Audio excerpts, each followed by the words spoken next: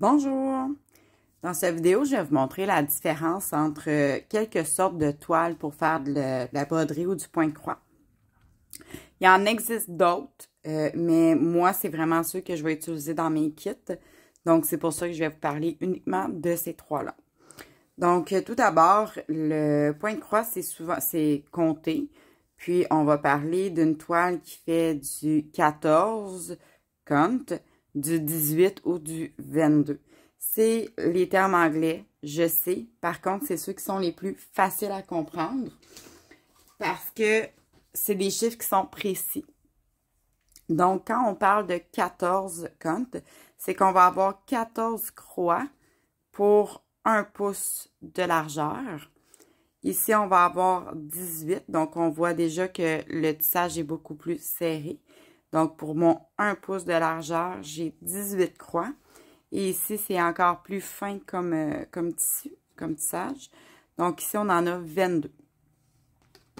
C'est les différentes sortes de croix que vous pouvez obtenir. Les différences vont être au niveau de la quantité de fil que vous allez utiliser. Donc, quand on regarde dans du 14, j'ai fait 2 lignes d'échantillon. Donc, ici, j'ai utilisé un seul brin de fil. Donc, on voit encore beaucoup le tissu blanc derrière. Ici, j'en ai utilisé 2. Puis, ça vient bien le remplir. Donc, si on voudrait quelque chose d'encore plus épais, on pourrait en utiliser 3, mais ça peut devenir plus difficile à travailler par contre. Pour vous montrer une pièce qui est complétée dans du 14, comme ça ici, donc on voit que mon tissu de fond, là, il est bien couvert. Donc, j'ai pas besoin d'en utiliser plus, mais si j'avais utilisé uniquement un fil, ben, on aurait vu beaucoup de blanc là, de fond. Fait que ça, on veut pas ça. Donc, ici, on a une pièce qui est complétée dans du 14. Dans le patron final, par contre, il est sur du 18. Là. Ne cherchez pas le chihuahua dans du 14. Il n'existera pas. Donc, voici le 14. Ici, on a le 18. Donc, on va avoir 18 croix dans l'espace d'1 pouce de large. J'ai encore une fois fait la même démonstration. Donc, ici, j'ai utilisé uniquement un fil pour faire les croix. Et ici, j'ai utilisé 2 fils, donc 2 brins du morceau de fil. Donc, on voit qu'ici, c'est vraiment bien couvert, tandis qu'ici, on a encore quand même beaucoup d'ouverture. Pour vous montrer de quoi ça a l'air, une fois que les croix sont réalisées, quand c'est collé ensemble, là, ici, on a du 2 brins. Puis, ça donne vraiment un résultat qui est super uniforme. On n'a pas besoin d'avoir plus épais. Par contre, c'est important d'utiliser 2 encore une fois parce que sinon, ce serait trop ajouré. Là, on n'aurait pas le même fini qui est beaucoup plus uniforme. Par la suite, la troisième grosseur que je vais avoir, c'est le 22. Donc, 22 ici, j'ai encore fait le même exercice. Donc, la ligne du haut, j'ai utilisé 2 fils. Deux brins de fil. Et la ligne du bas, j'ai utilisé un seul brin.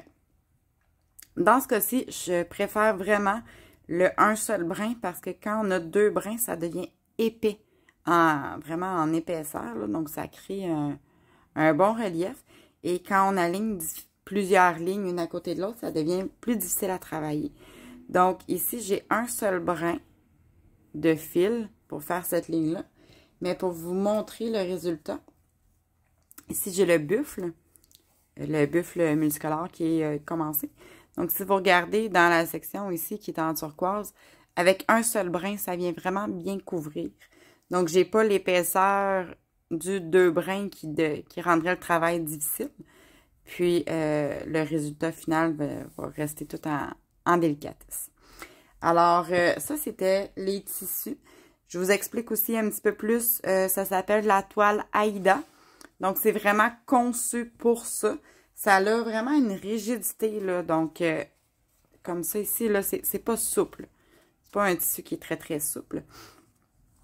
C'est 100% coton avec un traitement par-dessus qui le rend super rigide.